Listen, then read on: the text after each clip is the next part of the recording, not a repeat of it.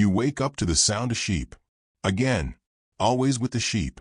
You're lying on a damp pile of straw, which you generously call a mattress, inside a stone cottage that technically qualifies as shelter if you're being generous, and you're usually not.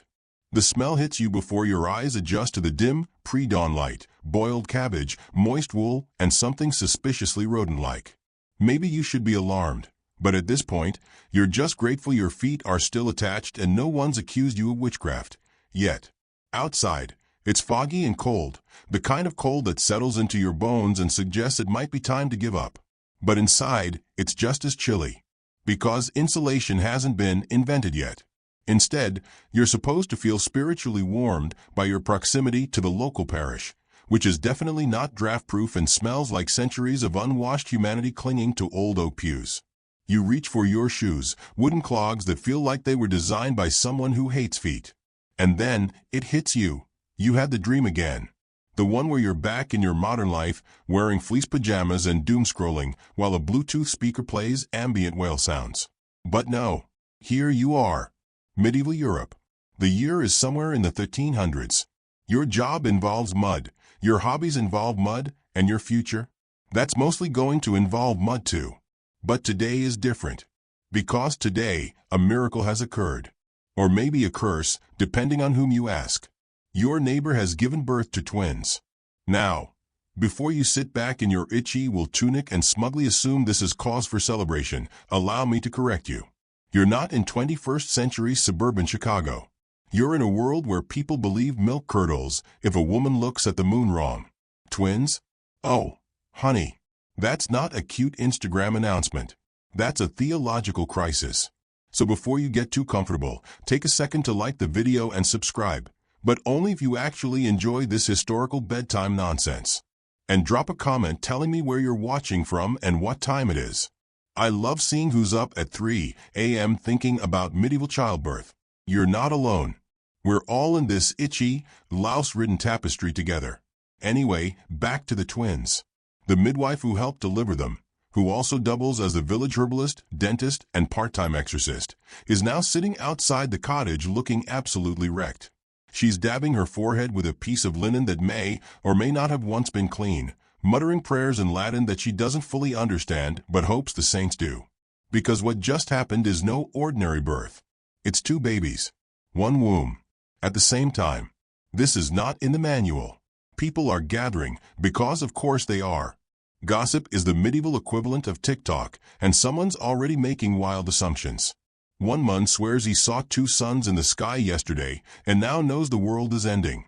Another thinks the twins are a punishment for excessive ale consumption in the village. A third, who claims to have read a book once, says it means the mother slept with two men, possibly a demon, or a goat, or both. And that's really the heart of the issue. In the medieval mind, twins were never just twins. They were omens, symbols, sometimes miracles, sometimes monsters, but almost always confusing. Because the science of the human body, at this point in time, is about as reliable as a wooden umbrella. Anatomy textbooks are few, and mostly written by monks who never actually saw a uterus in their lives. And yet somehow, they all have opinions. One of the most popular ideas comes from ancient Greece, because of course it does. Aristotle, you know, the man who thought women were defective men, had thoughts about twins. He believed they came from multiple acts of intercourse in quick succession, which is both weirdly judgmental and biologically inaccurate. But Aristotle's words were gospel for centuries, even when they didn't make sense. So naturally, medieval scholars ran with it. According to one widely accepted theory, if a woman gave birth to twins, she probably had sex twice in one night, with two different men, because one child just wasn't punishment enough. This explained why twins sometimes looked different. Maybe one was fair-haired and the other dark, or one had a birthmark shaped like a duck, and the other looked suspiciously like the neighbor. To the average medieval villager, this wasn't genetics. This was scandal. Now imagine being that woman. You've just gone through what, by modern standards, would still be an intense medical emergency, and that's with painkillers and prenatal vitamins. In your case, there was no anesthesia, no sterile environment, no skilled doctor. Just a candle, some herbal tea, and a midwife who smells like sheep tallow and regret. You've survived, somehow. And your reward? public suspicion, accusations, the silent judgment of people who still think sneezing is a sign of demonic possession. Let's take a moment to admire the sheer imaginative range of medieval twin beliefs. In some regions of Europe, particularly in early Christian communities, twins were viewed as a divine blessing, a rare and powerful sign. Two souls born together, connected in ways normal folk couldn't understand. Think early mysticism meets postpartum exhaustion. If one twin was male and the other female, some believed it was proof of the sacred duality of God's creation. Others, however, were far less poetic. In certain parts of medieval France and Germany, for example, twins were feared as harbingers of evil. Why? Because they defied the natural order. One womb, one soul. Two babies? That's spiritual overreach. That's breaking the rules. If you were especially unlucky, people might assume one of the twins was a changeling, a fairy child swapped by otherworldly beings to sow chaos and ruin harvest festivals. Sometimes, one twin was thought to be human and the other, something else. A demon, a ghost, an animal spirit. There are recorded cases, real ones, where one twin was abandoned or even killed out of fear that it was unnatural. Not because of anything it did, mind you, but because it existed. Just imagine trying to sleep through that family reunion. Of course, not all twin myths were this bleak. In Norse and Celtic traditions, twins were sometimes associated with magical protection. Twin warriors were legendary. Double the strength, double the bravery, double the axes. But those were stories.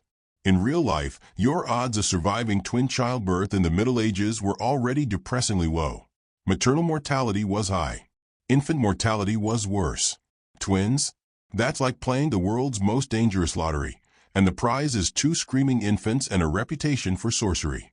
Now let's talk about church doctrine. Because nothing says relaxing bedtime story like theology and childbirth. The medieval church was very interested in what twins meant, spiritually speaking. Some theologians argued that twins were proof of divine generosity. Others thought they were a punishment for lust, an excessive outpouring of seed, which is a phrase no one should ever have to hear before breakfast. One monk wrote that twins were a mirror of the divided soul, which sounds poetic until you realize he meant it in a condemning way. Baptism became a tricky issue. Because in theory, all babies should be baptized as soon as possible, just in case they died before salvation could be guaranteed. But two at once? That raised logistical problems. What if the priest couldn't tell them apart? What if one was secretly evil? What if baptizing one cursed the other? These are not jokes. These were actual concerns. And so, over time, rituals developed. Special prayers for twin births. Charms to ward off demons. Salt under the cradle. Iron scissors near the door.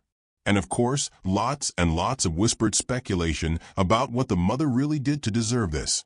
You might think the rich had it better. And in some ways, sure, they had more access to clean water, more experienced midwives, and houses that didn't collapse when it rained. But even in royal courts, twins were unsettling, unusual, possibly symbolic. In noble families obsessed with inheritance and legitimacy, twin sons were a legal nightmare. Who was the true heir? The one who came out first? The one who cried first? The one whose wet nurse had the better social connections? There are documented cases in which twin births caused entire succession crises. Because you can't have two kings. That's not how monarchy works. So if you happen to be the second-born twin of a duke or a count, your entire future might depend on something completely arbitrary, like which hand the midwife used to pull you out. In rare cases, twins were celebrated. If they were both strong and healthy, a big if, they might be raised with pride, educated, shown off to guests like curiosities. Behold, my symmetrical sons. But more often than not, at least one twin would die young, or disappear, or end up in a monastery, conveniently tucked away from inheritance disputes and judgmental relatives. So what did people actually do when twins were born? Aside from panic and pray? Well, for starters, they'd light a lot of candles. That was the go-to response for most crises. Candles and saints. Maybe they'd call in the local wise woman, who would diagnose the situation based on the position of the moon, the direction of the wind, and how many frogs she saw that morning. The twins might be anointed with holy water, or goat's milk, or whatever liquid was deemed both spiritually and economically appropriate. The mother would be confined for weeks, both for recovery and spiritual cleansing. Because giving birth made you ritually impure, obviously. She'd lie in bed, eat broth, and hope no one accused her of sinning with a forest spirit.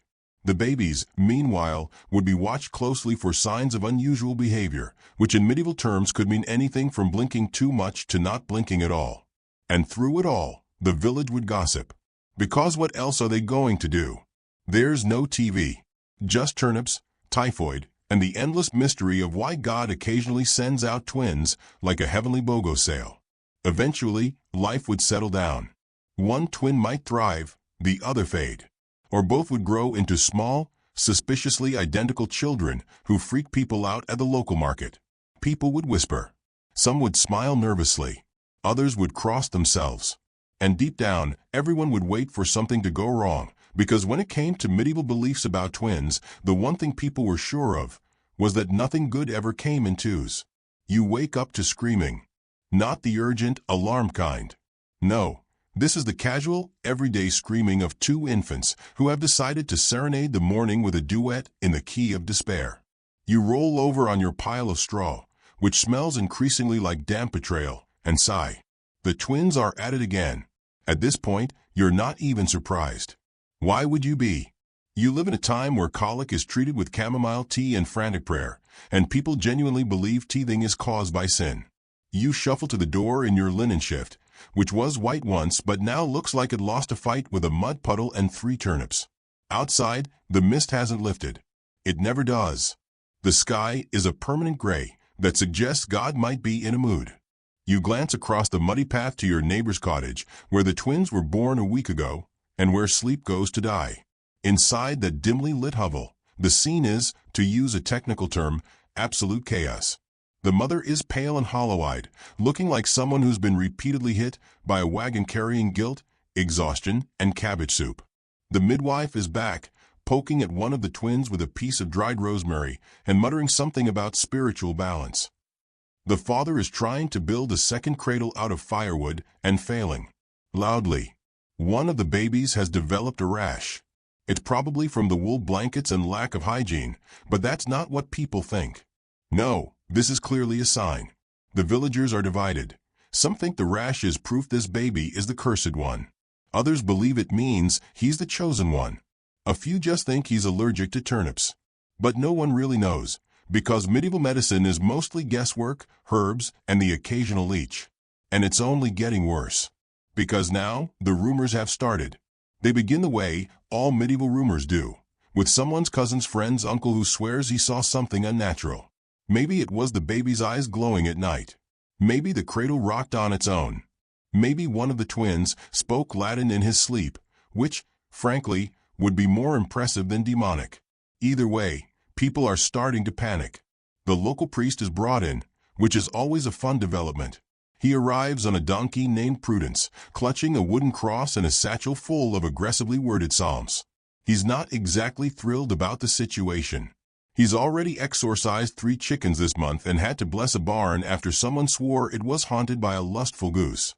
Now he's supposed to determine whether one of these babies is a tool of Satan. He sits down, examines the twins, and tries not to look too alarmed. One has a lazy eye. The other has a birthmark that vaguely resembles a snake or maybe a turnip, depending on the lighting. The priest nods solemnly and announces that further prayer is required, which is church code for I have no idea what's going on and I need to stall. So while he retreats to the chapel for some dramatic kneeling and soul-searching, the rest of the village continues to speculate. Let's zoom out for a moment, because while these villagers are spiraling into supernatural twin anxiety, they are far from unique. Throughout the medieval world, twin-related panic was an international pastime. In Eastern Europe, twins were sometimes believed to be wolf-born, children with special animal instincts. If they grew up to be especially agile or strong, people might quietly assume they were part beast. Not in a cute way. In a lock-up-your-livestock and maybe call a shaman way. They were feared, respected, and occasionally abandoned in the forest, just to be safe. Survival of the fittest meets mythological overreaction. In parts of Africa during the medieval period, especially among the Yoruba, twins were actually considered sacred. But even sacredness came with rules. Twins had to be treated carefully. Ceremonies, naming rituals, proper offerings. If you ignored the spiritual protocol, you were basically inviting catastrophe. Famine, infertility, mysterious fires. You name it. Meanwhile, in some isolated mountain communities, people believed twins could control weather, which is a lot of pressure to put on babies who can't even hold their own heads up. And then there were the legends. Ah, yes. Because if you were born a twin in the Middle Ages, chances are someone would eventually assume you were fulfilling some ancient prophecy. Maybe you were the reincarnation of two long-lost kings. Maybe your arrival marked the return of a forgotten empire. Or, more awkwardly, maybe you were the signal that doomsday was closer than previously scheduled. In old Slavic folklore, there's a tale of twin brothers who were born with matching stars on their foreheads, a sign that they would one day battle each other to the death for control of the sun. Is it metaphor? Is it nightmare fuel? Yes. In Breton legend, twins were said to be so connected that if one stubbed his toe, the other bled. Not metaphorically, literally. Which makes childhood games and accidental falls a real health hazard. And then there's the Christian lore, the truly juicy stuff. Some medieval theologians argued that Cain and Abel were twins. That's right. The original fratricide? Possibly a twin situation, which added a whole new layer of paranoia. After all, if the very first siblings were twins and one immediately murdered the other, what hope do the rest of us have? This theological theory led to some impressive hand-wringing in the monastic world. Monks debated whether twinhood was inherently unstable, a spiritual imbalance, a cosmic tension, two souls competing for dominance in a single timeline, or maybe just an inconvenient fluke that messed up birth order. Speaking of birth order, let's talk inheritance. Because if you're a medieval noble and you've somehow ended up with twin sons, congratulations. You've just walked into a legal and moral disaster. First, you have to figure out who's the elder. In an era without ultrasigns, timestamps, or even clocks, this becomes a matter of witness testimony and aggressive swaddling. I'm fairly certain the left one came out first, says the midwife, who was mid-Applebite and mildly concussed from a falling beam. No, it was the right one, argues the wet nurse, who had to sprint 3 fields over to fetch more clean linens. If no consensus can be reached, some families would choose randomly. Others would consult a priest, a dream, or, in one alarming case, a goose. You know, the usual ways to make major dynastic decisions. Once the elder was chosen, they were treated with slightly more importance. Maybe a better tutor. Maybe a shinier baptismal gown.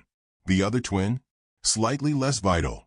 Often packed off to a monastery or lined up for a political marriage no one else wanted. Because while there's enough barley to feed 2 children, there's not enough land to give them both titles. But the really unlucky twin? That's the second-born identical boy in a kingdom with no succession plan and a particularly paranoid king. Suddenly, natural causes gets a whole lot broader in definition. Of course, most twins weren't noble.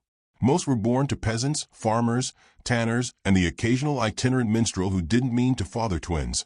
But hey, here we are. For these families, the stress was more practical. Twins meant double the diapers, double the mouths, double the chances of one of them being allergic to goat milk. Feeding them was a challenge. Breastfeeding both was often impossible, especially in a time when women were chronically undernourished and overworked. Wet nurses weren't always available, and animal milk? Let's just say the local cow isn't exactly sanitary. So some communities resorted to folk remedies. If one twin was stronger, it might get priority.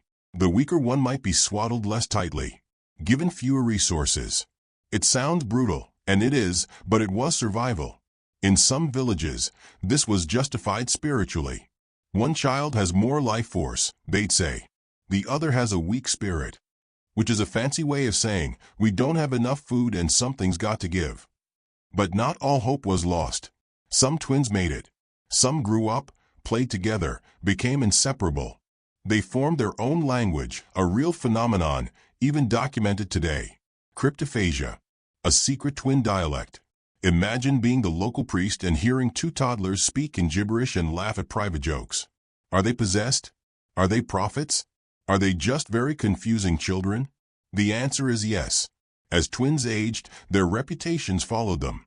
If they were well-behaved, it was a sign of divine blessing. If one was good and the other mischievous, it confirmed everyone's suspicions that something unnatural was going on. Good twin, bad twin. Holy twin, cursed twin. Even when they did nothing unusual, the village expected something. If the twins happened to be girls, the assumptions were even more dramatic. Girls were already seen as spiritually and biologically inferior. Thank you, medieval misogyny. So twin girls? Double the disappointment. Unless, of course, one of them had the sight. You know, visions, dreams, premonitions about cows tipping over or someone's uncle dying in a well. Then they were useful. Or dangerous. Or both. Some twin girls ended up in convents. Others were married off, often to brothers, in a slightly awkward double wedding that was described as charming by exactly no one. Occasionally, if they were lucky or terrifying enough, they were left alone, feared just enough to keep people from interfering. Like having a built-in bodyguard, only it's your exact mirror image, and she also knows how to gut a fish blindfolded. And then, just occasionally, a pair of twins would rise above it all. They'd survive childhood. They'd avoid the plague. They'd dodge accusations of witchcraft, incest, or demonic whispering. They'd grow into adults who farmed turnips or ran inns or even, rarely, joined the priesthood. They'd live semi-normal lives, forever shadowed by whispers and legends, but too tired to care. Because after all that, you just want to take a nap. You wake up in a monastery this time. Don't ask how you got here. Maybe it's a dream. Maybe it's divine punishment. Maybe it's the barley stew you ate last night, which tasted suspiciously like penance. Either way, you're here now, lying on a straw-stuffed mat in a cell that could charitably be described as miserable adjacent. The stone floor is cold. Your robe is itchy. There's a rat staring at you from the corner with the expression of someone who's seen things. Probably twins. Outside, a bell tolls. It's not urgent. Nothing in the monastery is ever urgent. Time here flows like honey in winter, slow, sticky, and slightly tragic. You shuffle out of your cell into the cloister, trying not to step on a beetle that may or may not be sacred depending on the current bishop's mood. You've come here for answers. Answers about twins. Not because you're curious. Not because you're particularly philosophical.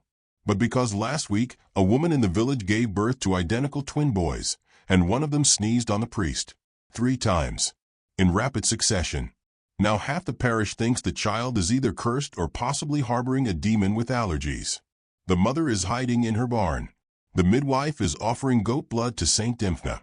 And the local baron, who has no children of his own, is deeply unsettled and suspiciously interested in who the dominant twin might be. So naturally, you've been sent to the monks.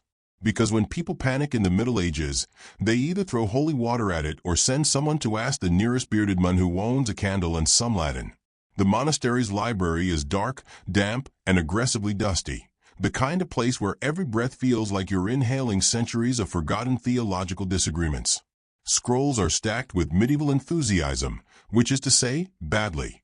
You find one about beasts of the field, another about proper grave angles, and finally, jackpot, a brittle parchment labeled the Geminis.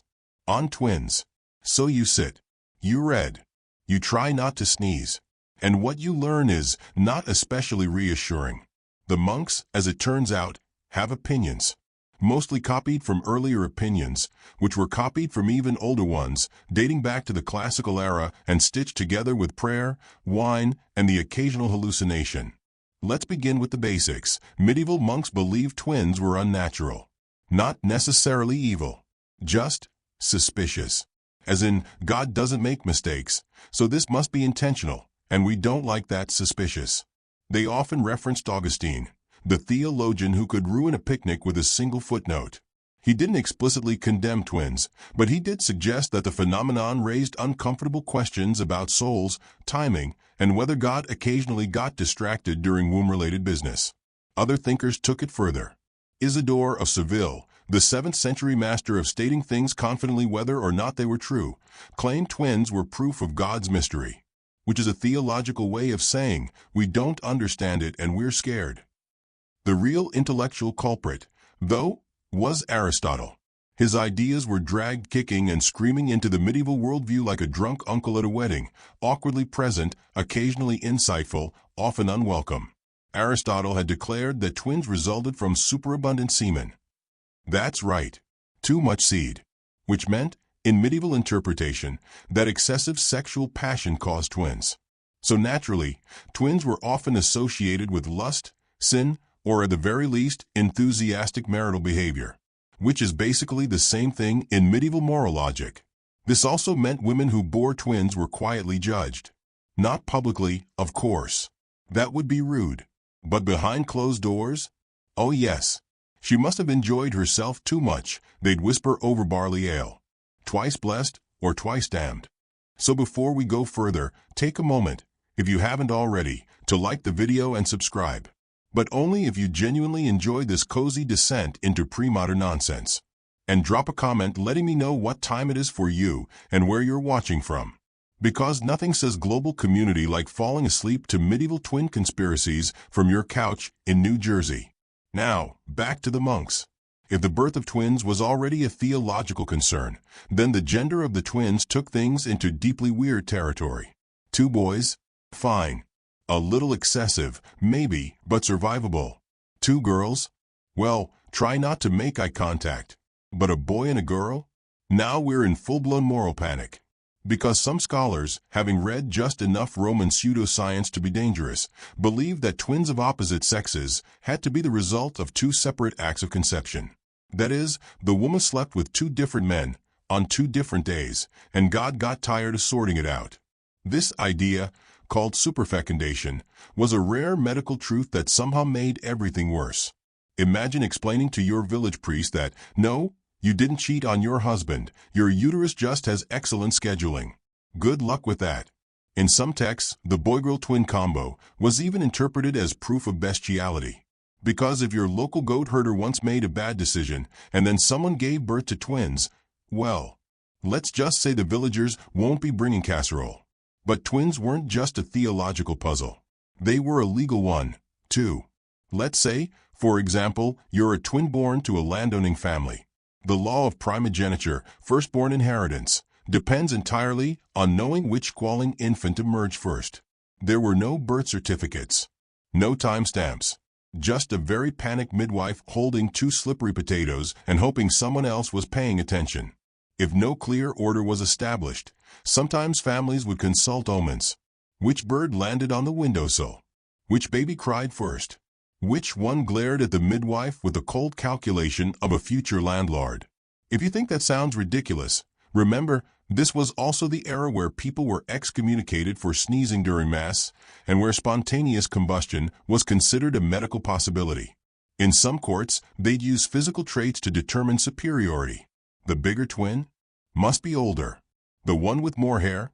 Obviously the heir. The one who didn't immediately try to bite the priest? Probably safe. And when none of that worked, they flipped a coin. That's right. The medieval solution to twin inheritance disputes was sometimes just medieval gambling. Of course, twins didn't just raise inheritance issues. They raised doctrinal ones. Some theologians debated whether twins shared a soul, or whether one had a full soul and the other a kind of knockoff, like a bootleg spirit. He's fine, Father, just a bit morally soggy. Others claimed that one twin was always more spiritually favored, that God picked one, marked him for greatness, and left the other as a kind of human control group. This led to centuries of twin inferiority complexes and probably some very uncomfortable family dinners. But perhaps the strangest belief one found in multiple cultures across medieval Europe was that twins were often reincarnations. Reincarnation wasn't an official doctrine, of course. The church hated it. But folk belief did not care. Folk belief ran through villages like gossip and mold, fast, sticky, and impossible to fully clean. People believed twins were the same soul split in 2, or a soul that had returned again, unable to complete its mission, or the result of a soul being too powerful for one body, which is flattering in theory, but deeply inconvenient in practice. If one twin died young, which, let's face it, was likely, the surviving twin was sometimes treated as an oracle, or a walking tombstone. People would ask them to speak to the dead sibling, to finish unfinished business, to reveal secrets from the beyond. No pressure. In other places, if one twin committed a crime, both could be punished. Because, after all, aren't they one being? Aren't they connected? If not by law, then by fate? This led to the particularly brutal practice of sympathetic justice. If one twin ran away, the other might be imprisoned. If one was executed, the other might be marked or exiled, not because of guilt, but because of balance. It was cosmic bookkeeping at its worst. Twins in medieval art weren't spared either. They rarely appeared in positive imagery unless they were biblical. Jacob and Esau, Romulus and Remus, technically Roman, but recycled frequently by Christian artists desperate for symmetry. But even these pairs came with tension, betrayal, and the occasional fratricide. Twin saints existed, sure. Cosmas and Damian, for example, the patron saints of medicine, surgery, and very uncomfortable statues. But even they were viewed as oddities. Two identical men performing miracles in matching robes, either divine or very suspicious. And in the popular imagination, twins always walked the line between miracle and monstrosity. Some villages celebrated them with rituals. Others hid them away. Some saw twins as proof of fertility blessings. Others saw them as curses. And always, they were watched. You, dear listener, may be comfortably lying in bed, soft pillow, cozy blanket, warm mug of tea. But imagine instead that you're in a thatched roof cottage in 1297, holding two infants, trying to explain to your neighbor why this isn't sorcery. And she's eyeing you like your babies might sprout hooves at any moment. It's exhausting, but it's history.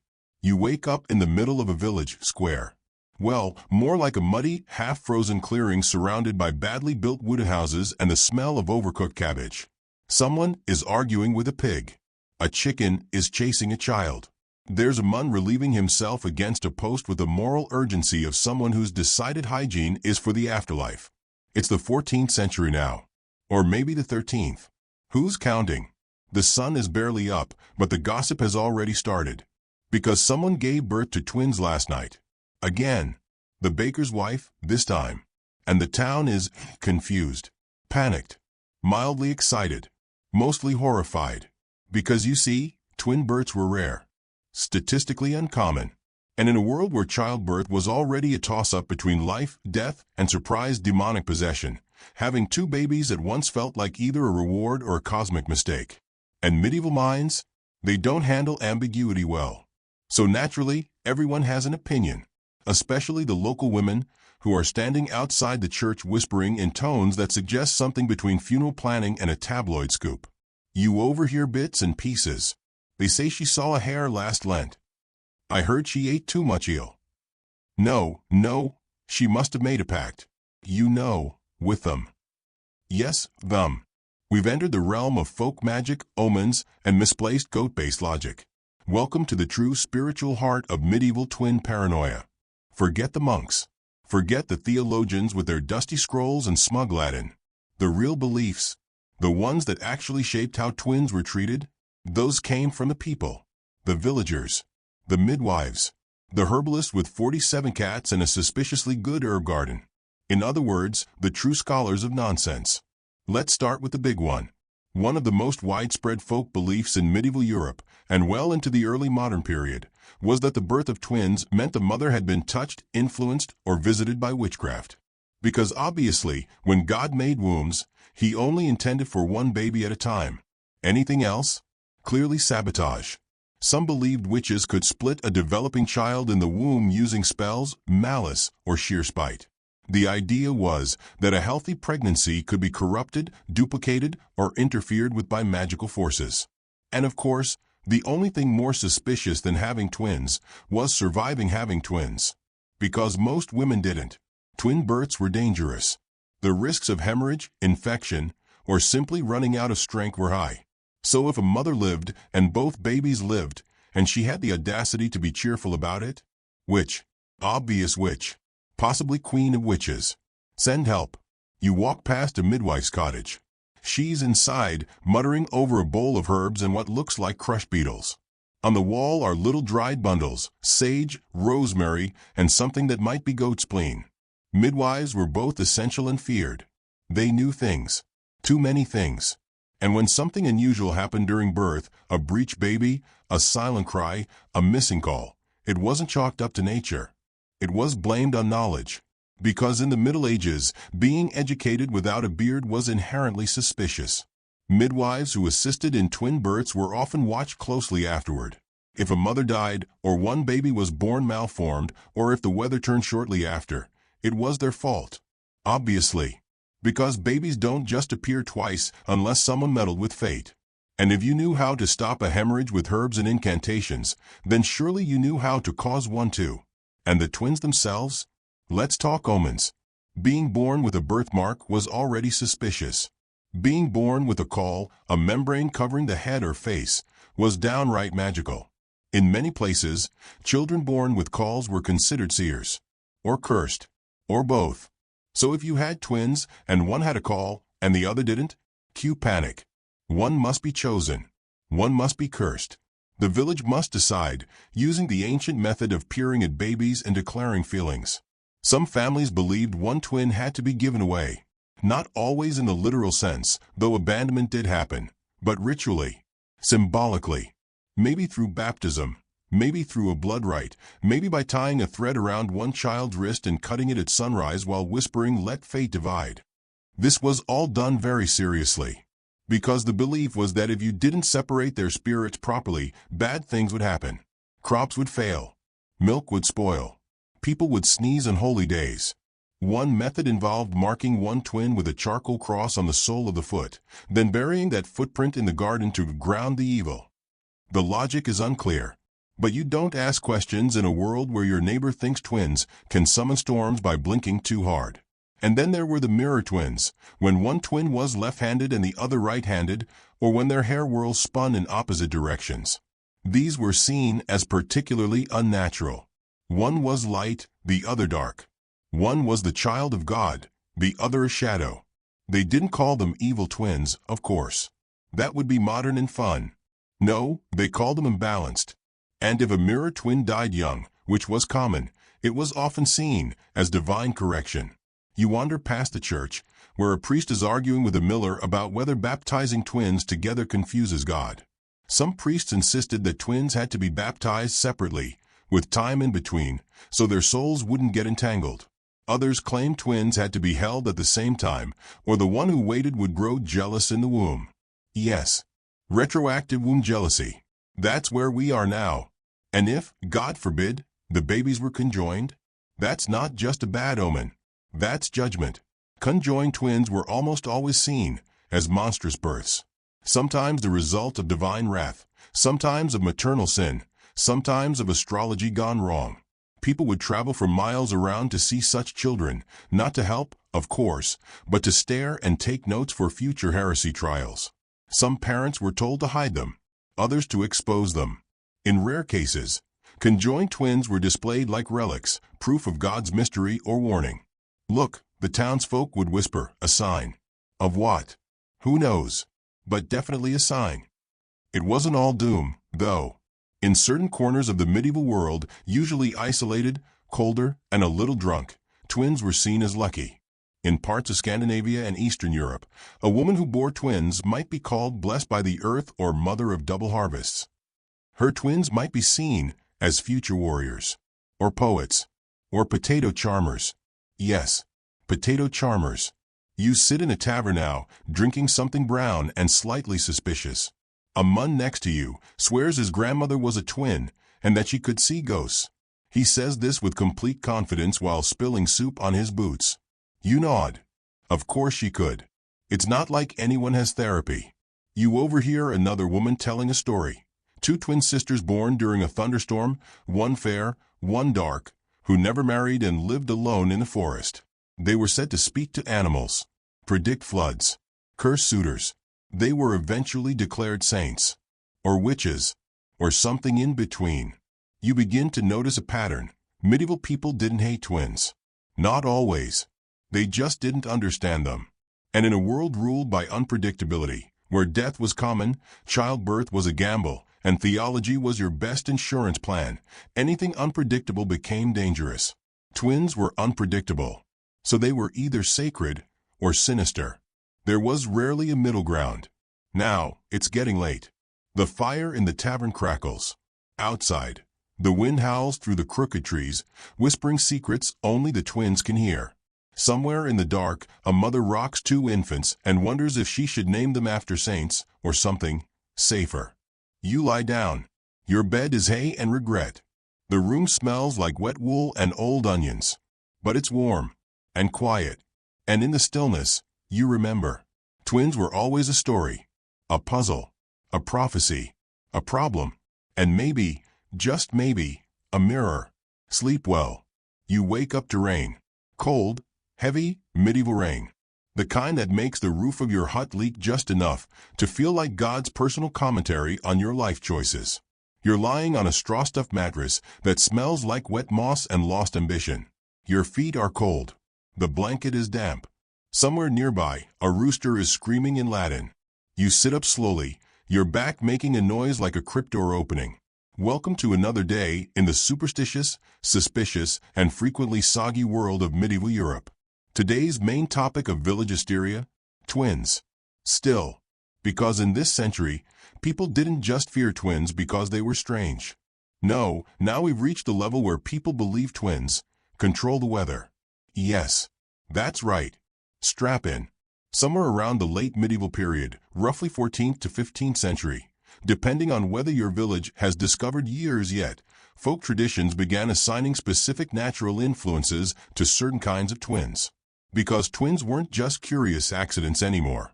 They were cosmic indicators, supernatural agents, atmospheric disturbances with small, sticky hands.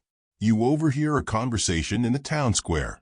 Two elderly women, soaked in rain, standing under a thatched awning, whispering like they've just discovered a plot against the king. One of them points at the black clouds. "See," she hisses. "It's them again." Her friend nods grimly. "The twin boys from the North Field. I told you they were born wrong. It rains every time they laugh." You blink. Because apparently this is common knowledge. There's even a name for this idea in certain regions, weather twins. Children born during storms or eclipses or unusually warm winters, who are thought to carry nature's moods in their very bones. Sometimes the belief was specific. One twin brought rain, the other sun. Other times, it was less charming. Villagers believed that a pair of twins fighting, even just arguing or playing too rough, could cause hail, or frost, or inexplicably aggressive goats. It gets better. In areas of France and northern Italy, rural legends claimed that if twins crossed a river at the same time, it would flood within the week. Farmers would literally beg them not to go anywhere together near water. Imagine being 7 years old, just trying to follow your mom, and a group of grown adults tackles you because your identical brother is also approaching a puddle. Welcome to your childhood. Meanwhile, in Eastern Europe, twins were believed to have seasonal alignments. Spring twins brought fertility. Summer twins brought heat and passion. Autumn twins were considered wise, possibly prophetic. And winter twins? Well, winter twins were complicated. You're sitting by the fire in the blacksmith's hut now. It's warm, smoky, and smells like iron and existential dread. The blacksmith is telling a story about his grandfather's neighbor's cousin, a pair of winter-born twins who never spoke, never blinked, and who once made a man's beard fall off by looking at him. You nod politely. You've learned not to ask follow-up questions. Let's take a moment to appreciate the logic here. Medieval people believed twins could control the harvest, animal births, storms, milk production, the emotional stability of goats, and occasionally, war. Yes, war. In some regions, particularly Germany and the Balkans, there were whispered stories about war twins. If twins were born during a battle or on the eve of a military campaign, they were said to be omens of victory or bloodshed. Depending, of course, on which twin sneezed first. That's not a joke. In certain texts, the first to sneeze was considered the dominant spirit. And of course, if one twin sneezed and the other didn't, that was a sign the balance had been disrupted. One had become stronger than the other. People would murmur about curses, or possession, or ghosts, or, the ultimate medieval diagnosis, too much wind in the brain. You walk past the village healer. She's hunched over a table with a dead frog, 3 pieces of twine, and a clay pot full of rainwater. She's muttering about balancing the twin energies. You do not make eye contact. In some places, if it rained too much after twins were born, villagers would perform rituals to untangle their weather auras. This might include separating their cradles with blessed salt, burning old clothes beneath a tree struck by lightning, or, in truly desperate cases, making the twins swap names. Yes, that happened. Just imagine the paperwork. There wasn't any. It was mostly yelling. Another fun belief: twins could accidentally switch seasons if they touch certain plants. Don't let them near the elderflower, someone mutters one day. That's how my cousin's twins reversed spring and fall last year. And you nod. Because you're tired. And it's raining. And you really don't want to get into an argument with a mun who believes leaf patterns determine fate. Speaking of fate, let's talk about twin destinies. Some cultures believed that twins shared one soul, split in two. Which sounds poetic, until you realize that meant people believed one twin had to die early, so the soul could reunite properly. Yes, soothing, right? Some parents would prepare for this by naming one child with a heaven suffix and the other with an earth one, subtly hinting which child they expected to leave first. In case you're wondering, yes, that probably did cause identity issues. There were even grim superstitions around keeping both twins alive. In remote areas of Scotland, it was whispered that keeping both twins might anger the Fae, the fairy folk, who saw twins as magical creatures too close to their own realm. Some families would intentionally hide one child during the first few months. Not because of shame, but to protect the family from supernatural jealousy. That's right. Twins. Hidden. From fairies. Because of emotional politics between invisible woodland creatures and crying babies. This is your brain on medieval logic. And it wasn't just fairies. Some towns believed demons targeted twins more than other children. The idea was that twins were too powerful to be ignored, and dark forces would try to corrupt them. Protective charms were often sewn into their clothes. Iron rings, salt sachets, tiny dried lizard tails. Yes, lizard tails. And what if the twins were different sexes? Well, that was its own nightmare. Boy-girl twins were seen as especially suspicious. Some believed that twins of opposite sex had to be kept apart after age 7, or they'd develop inappropriate psychic connections. Others whispered that they were too close, the result of a womb with no moral compass. And occasionally, people thought they were destined to marry each other. Yes, that happened. Twin sibling marriages. They were rare and usually mythologized more than practiced, but the idea was there. Because clearly, if you share a placenta, you're just a couple paperwork steps from being wed. You're lying down again now. The fire is low. The tavern is quiet. Rain still drums on the roof, and someone is snoring gently in the corner. You close your eyes, and you can still hear the whispers. One of them can see storms before they happen. The other one talks to birds. They were born on a night with no moon. That means something. That always means something. It doesn't. But try telling that to a world without weather forecasts, prenatal care, or indoor plumbing.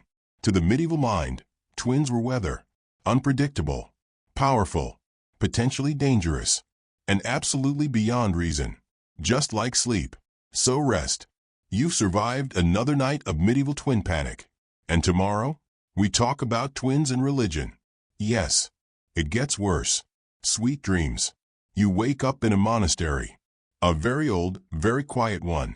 You're lying on a thin pallet made of straw under a blanket that smells like damp parchment and ancient disappointment. Outside, bells are tolling, gently, insistently, like God hitting the snooze button on your soul. It's cold. It's quiet. And it smells faintly of boiled cabbage, as all holy places do. You stretch, bones creaking like a cathedral door, and remember, today, the monks are talking about twins. Again. Because somewhere in the Middle Ages, roughly between the 9th and 14th centuries, theologians began weighing in on the twin problem. And spoiler, it only made things weirder. You shuffle toward the chapel, where a monk is lighting candles. He has the wide-eyed look of someone who's read too many biblical texts and not enough fiction. He sees you, smiles thinly. Twins, he whispers, are divine riddles. You nod slowly. You've heard this before. In medieval theology, twins weren't just biological phenomena. They were spiritual puzzles, mysterious outcomes of divine intervention, angelic trials, or demonic trickery, depending on who was writing the sermon and how much sleep he'd had. Let's start, naturally, with the Bible. People often forget that the Bible has twins in it. Actual twins. In the book of Genesis, we meet Jacob and Esau, twin brothers born to Rebekah and Isaac. Esau is red and hairy. Jacob is, well, not. Jacob also tricks his way into a birthright and a blessing, setting the stage for a long tradition of people believing that twins are inherently competitive, suspicious, and just one bowl of lentils away from betrayal. Monks love this story. To them, Jacob and Esau were not just two boys with questionable family dynamics, they were symbols, allegories. One representing the spirit, the other the flesh. One destined for salvation, the other doomed to rage and regret. So, naturally, medieval thinkers assumed all twins followed this model. One good, one evil. One favored by God, one possibly whispering with Satan behind a shed. This belief stuck hard. If twins were born, it wasn't just a surprise, it was a test. A divine challenge. A spiritual riddle wrapped in a wet blanket and screaming at both ends. And it didn't stop at the Bible. Augustine of Hippo, the famously stressed-out bishop, once pondered whether twins had separate fates or shared destiny. He concluded that God gives each soul its own path, but admitted that twins complicate things. A lot. God's mysteries, he muttered, probably while rubbing his temples. Now, back to your monastery. You're sitting at a long wooden table, sipping warm barley broth. The conversation turns to a recent set of twins born in a nearby village. One healthy, one sickly. The monks are debating what it means. Brother Anselm believes the sick twin is a punishment for the father's gambling habits. Brother Gregor thinks it's a metaphor for the divided church. Brother Thomas thinks they're both possessed and need to be bathed in holy water hourly. You slurp your soup and pretend not to exist. Elsewhere, in less theological circles, religious beliefs around twins were more intense. In parts of Ireland, twins were seen as spiritual gatekeepers, souls born too close together, potentially skipping purgatory, or worse, bringing the otherworld with them. In Christianized Slavic regions, local folklore fused with doctrine. Twins were believed to be born under double blessing, but also under double scrutiny. Some villages had priests inspect twin infants for signs of divine mark or unholy deformity. A freckle in the wrong place? Bad omen. A twitchy eye? Definitely cursed. And in some places, twin births had to be immediately reported to the church. Yes, like a tax audit, but for babies. If a woman gave birth to twins and didn't inform the priest, it was believed the children would carry spiritual imbalance, disrupting village harmony and potentially attracting plagues, bad harvests, or roving bands of extremely judgy friars. You're wandering the cloister now. The wind whistles through the arches, cold and sharp as a bishop's disapproval. You pass a statue of Saint Benedict. You swear he's looking at you sideways. Because saints had opinions about twins too. One old hagiography, saint biography, yes, that's a genre, tells of a nun who miraculously gave birth to twins after praying for guidance. The twins were said to be angelically pure, until one stole a loaf of bread and the other began predicting rain. The moral? God giveth, and God watches very closely. Other saints performed exorcisms on twins. Some healed them. Some refused to touch them at all. One notable case, a pair of twins in 12th century Spain were brought to a monastery because they wouldn't stop speaking in tongues. Monks assumed possession. Spoiler, the boys were just mimicking the chant they heard every morning. But the monks exorcised them anyway. With salt. And beeswax. And a lot of Latin. The boys were fine. The monks congratulated themselves. History moved on. But even normal twin births were spiritually loaded. Baptism, for example, was tricky. Who do you baptize first? Does the order matter? Is the firstborn more blessed or more vulnerable? In some traditions, the second twin was believed to steal the luck of the first. In others, the first was considered sacrificial, born to absorb sin. There were actual debates about this. Pages of monastic writing filled with concern about baptismal pecking order. Because obviously, the only thing more confusing than twin infants is trying to sprinkle holy water while holding two squirming potato people and debating theology. Even their names mattered. Naming twins required careful balance. You couldn't give one a saint's name and the other a pagan one. That would skew their fates. You also couldn't give them matching names, because that was considered mocking God's creativity. Names had to complement, not echo. Like Stephen and Paul. Or Mary and Grace. Not Tim and Tom. That's just asking for divine sarcasm. In one monastery's records, a pair of girl twins were renamed by the local priest. Their birth names were Sela and Mela, which he called too whimsical for souls touched by God. He renamed them Judith and Ruth. Because nothing calms the Holy Spirit like a solid biblical rebrand. You're back in the chapel now. A monk is chanting. The candles flicker. Someone nearby is coughing politely. The universal monastic sign for I disagree with your interpretation, but I'm too devout to argue out loud. And behind all of it, the incense, the hymns, the Latin mumbling, lies one truth: no one really understood twins. Not science, not medicine, not the church. But that didn't stop anyone from forming very loud opinions. To the medieval religious mind, twins were a mirror of divine duality, a test of parental faith, a metaphor for the soul's battle between light and shadow, and, in one alarming case, possibly a prophecy about chickens. That last one came from a monk who believed the crowing of a rooster at the twins' birth meant they were destined to rule birds. Nobody asked what that meant. He was old. They let him talk. As the candlelight fades and the smell of frankincense wraps around your thoughts like a heavy woolen curtain, you realize something comforting. In a world full of war, hunger, plague, and total darkness after 5 p.m., the mystery of twins gave people something to explain, something to argue about, something to control even when they didn't understand it. So yes, maybe they were wrong. Often. Profoundly. Hilariously. But they were trying. And in a monastery full of echoing bells, theological panic, and extremely suspicious chickens, that's more than most people could manage. You yawn. You're warm. The wind has calmed. And somewhere, 2 tiny babies are arguing telepathically about who gets to sleep first. Let it be you. Sleep well. You wake up in a wooden house that smells like smoke, rosemary, and something deeply unwashed. Your back is sore from sleeping on straw, and your mouth tastes like old barley and regret. It's still dark outside, but not nighttime dark. Someone's giving birth at dawn dark. You know this because the village bell just rang 3 quick tones, the signal that a woman has gone into labor. Again. And the priest is already outside, muttering scripture while looking slightly nauseous. You pull on your tunic and head toward the house, not because you're a healer or a priest or particularly useful, but because it's the 14th century and this counts as entertainment. Inside, the room is warm and low-lit. Heavy wool blankets hang over the windows to keep out spirits and curious neighbors. The fire is roaring. A copper pot of herbs simmers in the hearth. You can't name half of them, but they all smell like something that would make a goat sneeze. The woman in labor is pale, sweating, and surrounded by women. No men allowed.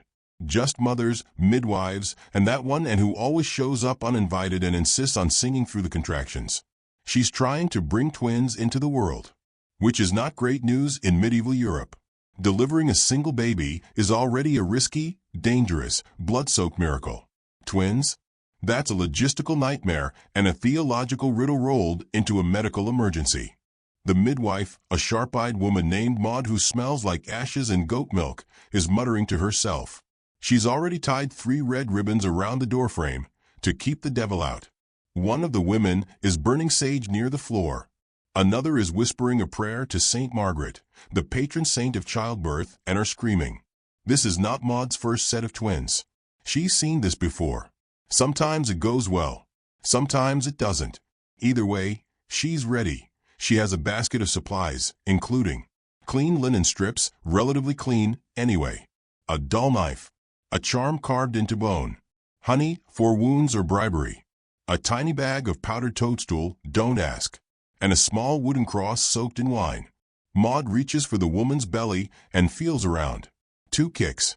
2 heartbeats. Definitely 2. She sighs deeply and says the words no pregnant woman wants to hear. It's going to be a long one. The women nod and start chanting prayers. Not softly. Not melodically. Just chanting. Monotone. Like Gregorian monks, but with less Latin and more sweat.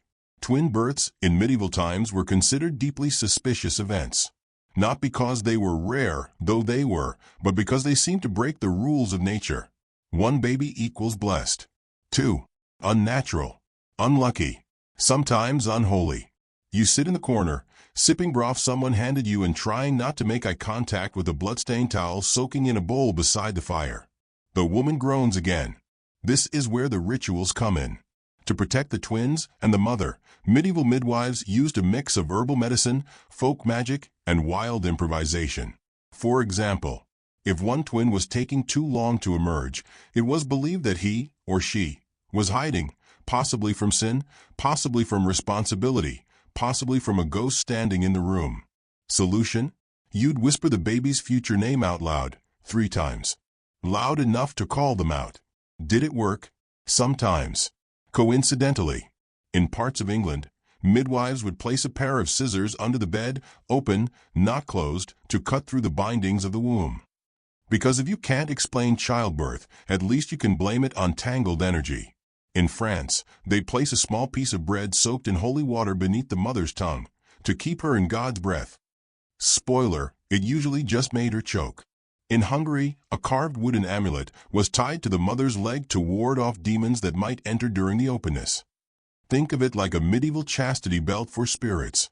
And if twins did survive birth, their care required even more rituals. First, both had to be baptized immediately, sometimes within minutes, because twin babies were seen as more spiritually vulnerable than singletons. Why? No one knows. But it was a widely held belief that twins had thin veils between this world and the next, and that meant demons could sneak in easier. So into the font they went, screaming, splashing, sometimes with 2 priests present, to make sure one didn't absorb the other's blessing. Back in the house, the first baby is crowning. The midwife gets to work, muttering in Middle English, which sounds like a Shakespearean migraine. The baby arrives, slick, red, furious. It's a boy. He's breathing. That's good. They clean him with warm cloths, wrap him in wool, and place him in a basket lined with dried lavender and linen that's been prayed over. But they're not done. Twin number 2 is still inside. The room goes silent. Everyone waits. You shift awkwardly and wonder if it's too late to leave. Maud raises an eyebrow and says, "Fetch me the birch stick." Someone does. She waves it gently over the woman's belly, mumbling words that sound suspiciously like a recipe for boiled squirrel. This isn't medicine. This is folklore. But it's all they have. The second twin is born 20 minutes later, quieter, smaller, eyes wide open. Also a boy. Now the real fun begins. They named the first one after the father, classic. The second, named after the priest, also classic. But Maud insists on tying a ribbon around each baby's wrist, red for the firstborn, white for the second. To keep them in balance, she mutters. She also places a small charm under the mattress, a pebble wrapped in wool and sealed with beeswax. No one knows what it's for. She won't explain. But she's done it for every twin birth since the plague, and none of those babies have turned into goats. So it's probably working. Meanwhile, the mother is asleep, drifting, exhausted, alive, which, in this era, is a small miracle. Outside, the priest announces the births with a loud cough and 2 knocks on the chapel door. Bells ring again, twice this time, signaling that God has not smote anyone yet. And over the next few days, the village will whisper. Some will say the twins are a blessing. Others will say they're an omen. A few will mutter about curses and crop failures, and that old man who saw a fox on the day of the conception. Everyone will have a theory. And the midwife will drink a full mug of ale and pretend she didn't just pull 2 human beings out of the void while holding a stick and shouting at ghosts. You stretch. Your back cracks. You're still in the corner.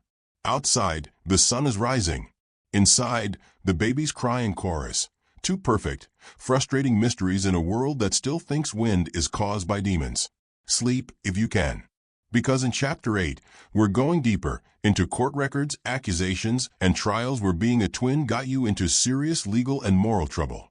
Yes, that happened. But for now, let the fire crackle. Let Maud rest. And may your dreams be less weird than medieval childbirth.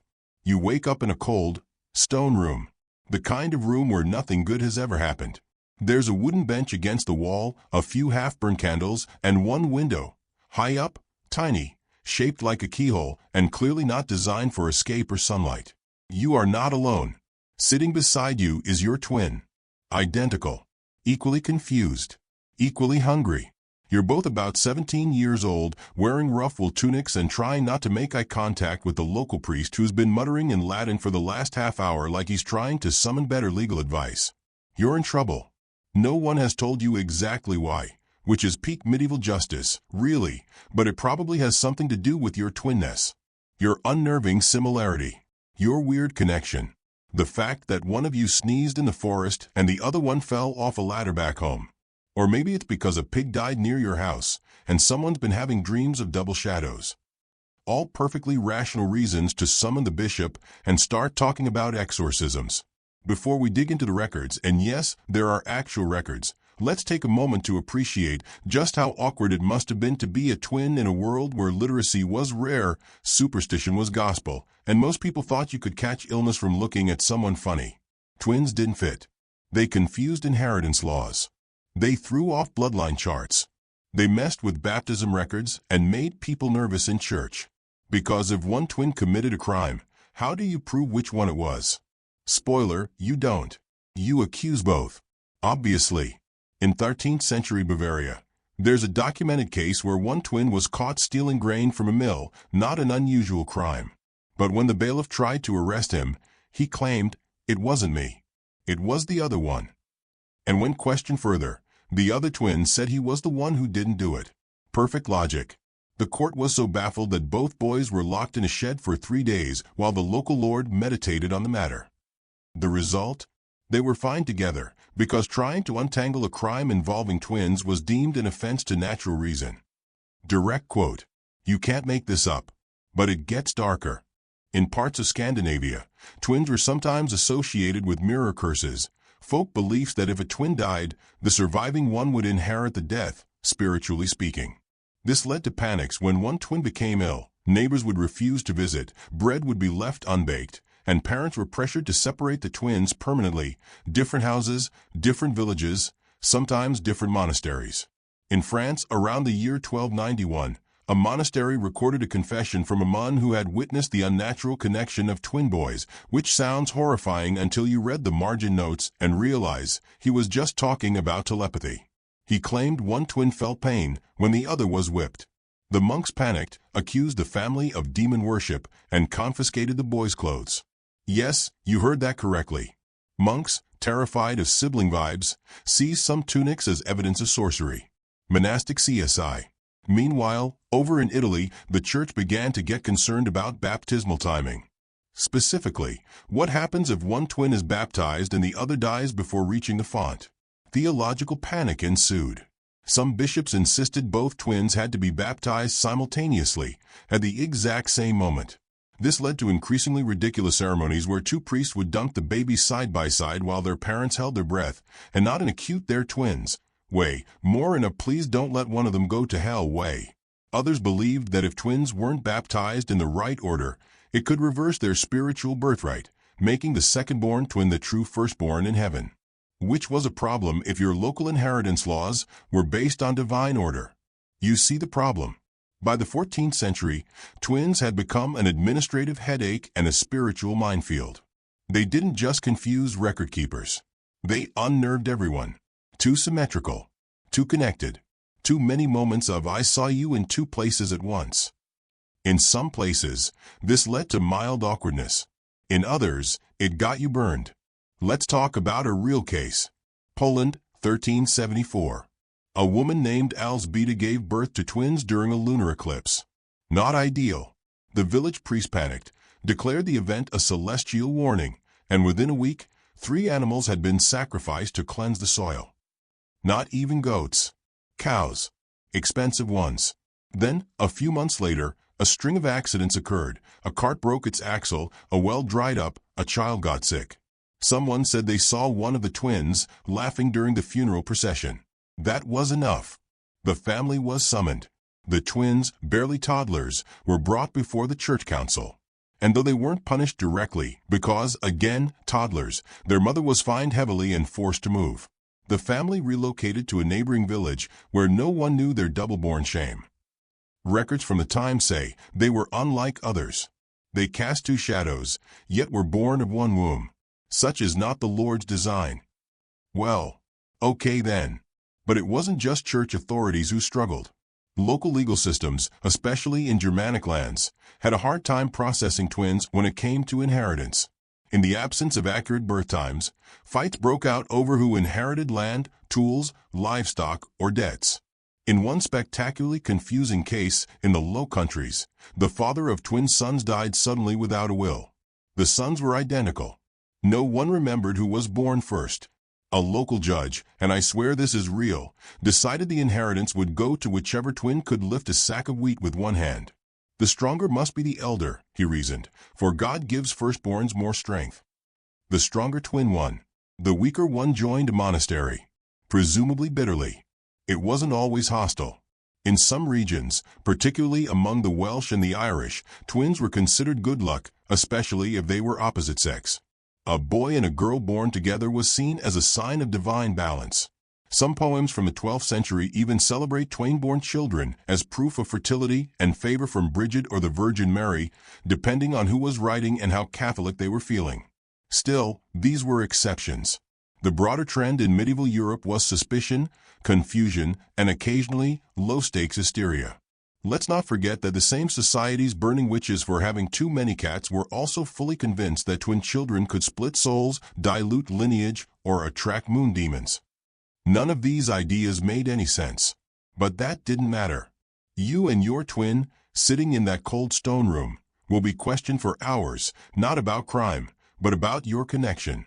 Do you dream the same dreams? Do you feel each other's hunger? Did you ever swap places as children? One of you accidentally nods. That was a mistake. Now you'll have to spend the next week under ecclesiastical observation, monitored by monks, questioned by scribes, and forced to sleep in different hours. Because clearly, if two teenage boys once fake being each other to skip chores, that must mean they're harboring some sort of dark twin energy. By the time you're released, you'll be hungry, tired, and 400% more likely to pretend you don't even have a twin anymore. Better to be boring than accused of soul sharing. So, to recap, if you were a twin in medieval Europe, you might be banned from inheritance. You might be viewed as a walking omen. You might confuse priests to the point of theological meltdown. And you might get dragged in front of a tribunal for telepathy. But on the plus side, you probably had someone to blame things on, which is more than most peasants had. So maybe not all bad. You wake up inside a castle. Not a majestic, sweeping Disney-style castle. No, this one is drafty. The tapestries are moldy. The fireplace is smoking like it owes someone money. Your bed? Creaking wooden slats, a straw mattress, and an aggressive goose feather poking your ribs. You are, depending on the story, either the noble twin of a usurped kingdom or the evil twin born under a blood moon with a raven's cry as your lullaby. It depends on the scribe's mood. Because medieval literature loved twins. Not in a twins are people too way, more in a let's use this as a metaphor for divine conflict, moral ambiguity, and seasonal grain shortages kind of way. Let's start with royal twins, the archetypal good twin versus bad twin. You know the drill. In 12th century Anglo-Norman romances, twin princes often represented a moral split. One raised by monks, pure, boring, allergic to fun. The other raised by wolves, sexy, unhinged, extremely stabby.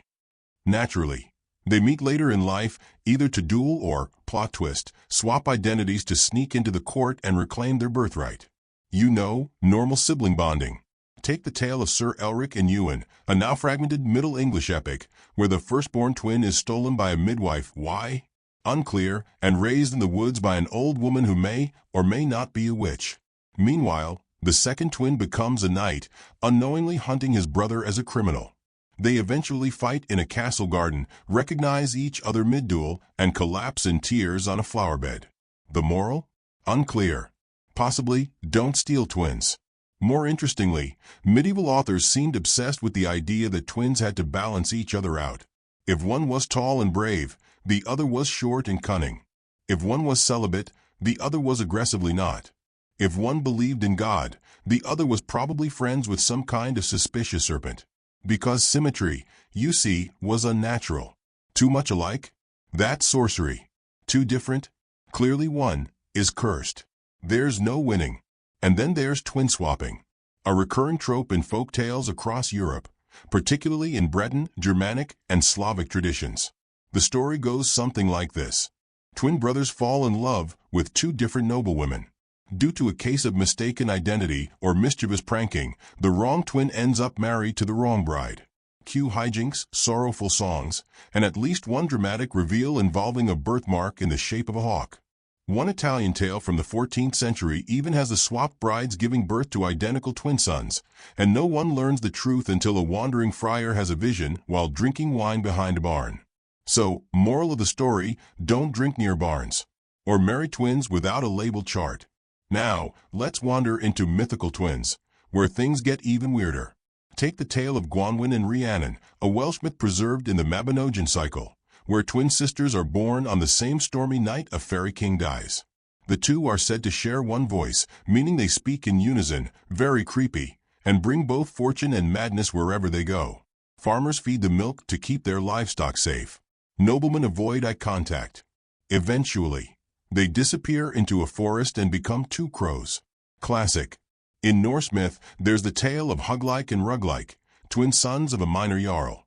One was strong in arm but dull in mind, the other clever with tongue but crooked in bone. According to the saga, their father made them take turns ruling the village every other day, because choosing one would upset the gods. Spoiler, it didn't work. By year 3, the village was on fire, the goats had unionized, and the twins were fighting shirtless on a cliffside. Moral, maybe don't alternate monarchs like a medieval timeshare. But nothing compares to medieval medical theories about twins. Because you know what you don't want when you're having twins in the 1300s? A doctor. Especially one trained in humoral theory and seasonal astrology. Here's what some medieval physicians believed caused twins. Excess heat in the womb, resulting in the doubling of seed.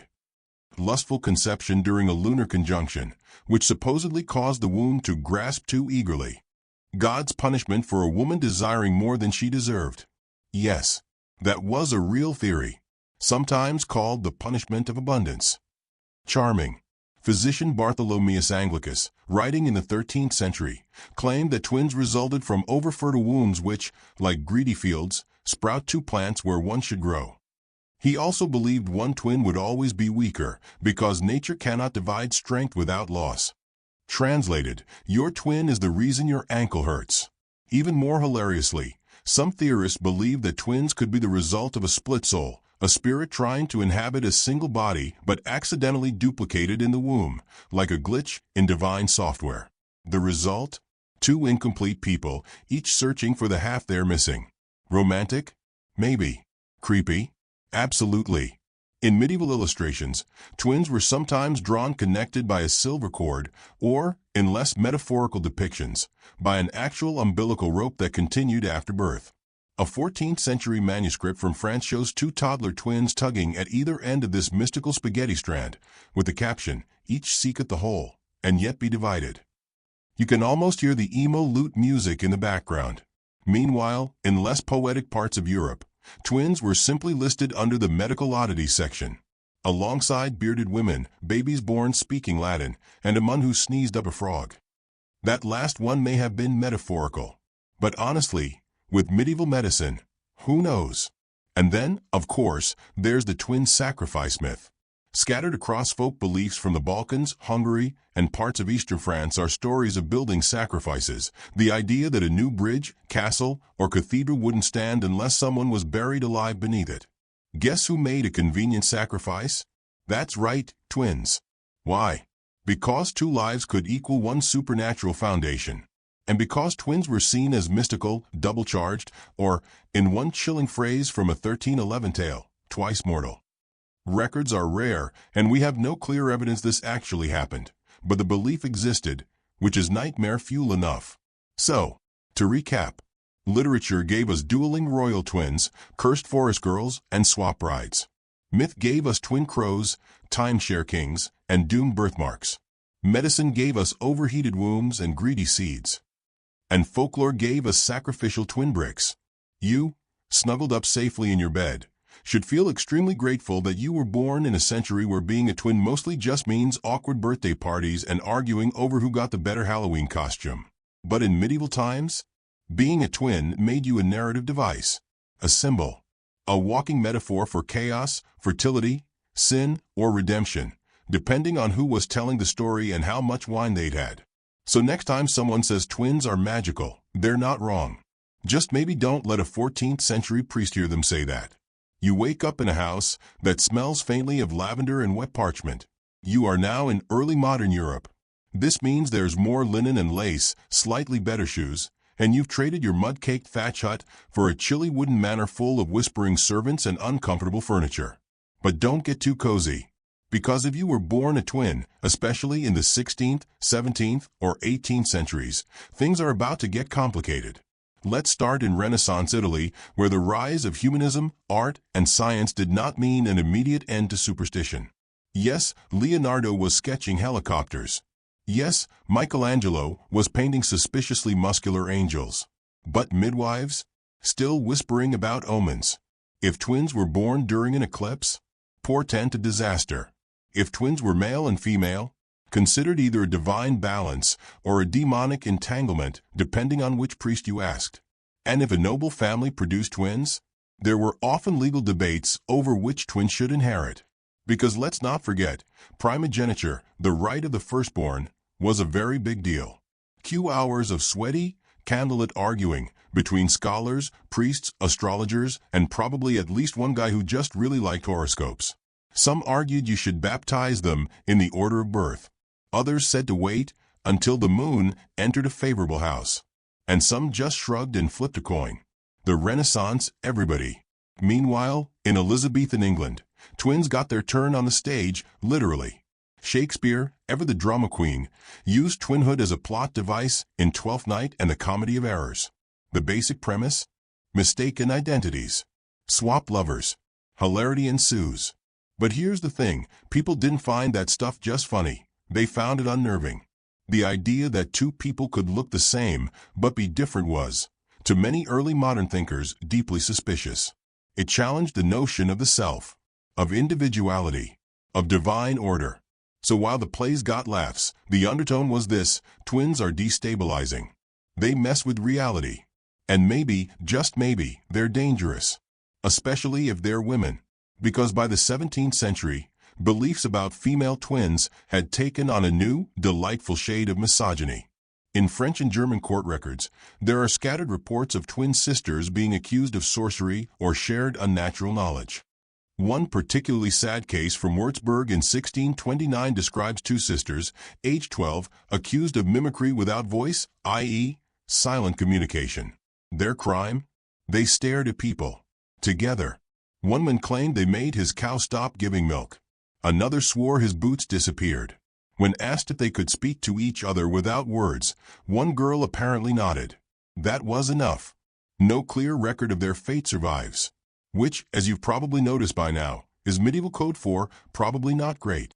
But don't worry, science is here to save the day. Sort of. Enter 17th and 18th century twin studies. And I use the word studies very loosely, because these were less rigorous academic endeavors and more weird gentlemen poking children for fun. Natural philosophers, the pre-scientists of their day, were fascinated by twins.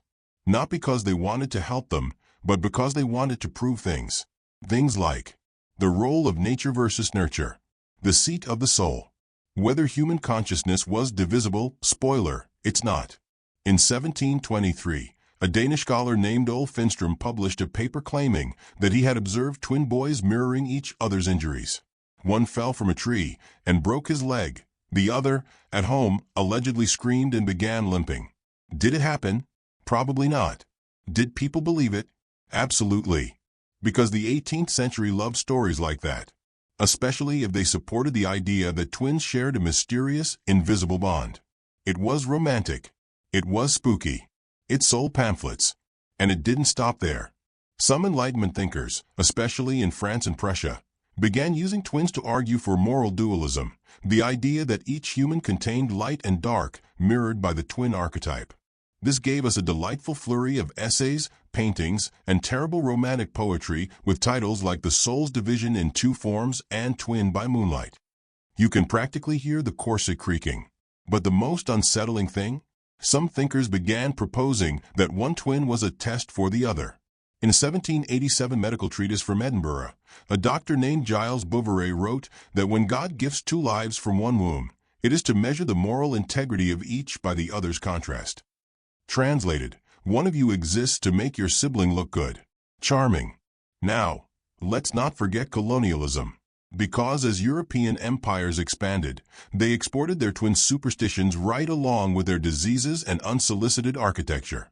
Missionaries arriving in Africa, South Asia, and the Americas were often horrified by local twin customs, not because they were worse, but because they were different. Some indigenous cultures viewed twins as sacred. Others treated them with cautious respect. In many West African traditions, twins were believed to possess spiritual power and were honored with rituals. Naturally, missionaries deemed this heathen idolatry and wrote long, judgmental essays about twin demoniacs. We'll save the colonial impact for another sleepless night, but suffice to say, European twin anxiety went global. And finally, we arrive at literary twins of the 18th century, where things get very Freudian, even though Freud won't be born for another 100 years. You see, as romantic literature exploded in popularity, so did the metaphor of the twin as other self. Authors used twins to explore forbidden love, psychological fracture, and identity. You get Gothic novels where a woman falls in love with her twin brother but doesn't know it. You get dramas where a Mun kills his twin thinking he's killing himself. You get twins as allegories for desire, death, and duality. It's deep. It's weird.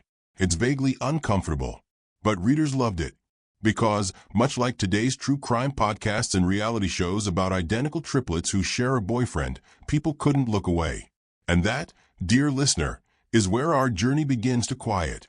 From Neolithic bones to medieval womb panic to Enlightenment twin metaphysics, we've walked side by side with history's most misunderstood siblings. We've seen them cast as omens, scapegoats, saints, and villains. We've watched them swap clothes, duel in meadows, and freak out philosophers. And through it all, one thing has stayed constant: humanity's inability to chill about the idea that two people could arrive at once. Maybe that's what makes twins so fascinating. They challenge our sense of order. They arrive defying the expectation that life is delivered one soul at a time. They mirror us, and in doing so, make us question what's real. Or maybe it's just that people really don't like sharing attention. Either way, your mattress doesn't care. It smells like chamomile and imaginary history. You've earned some rest. So, go ahead. Drift off. Let the strange, whispered tales of double births lull you toward the dream realm, where you, too, might meet your long-lost twin in a forest glade full of whispering owls and suspicious midwives. And if you do, don't trust them immediately. Check their shoes. Always.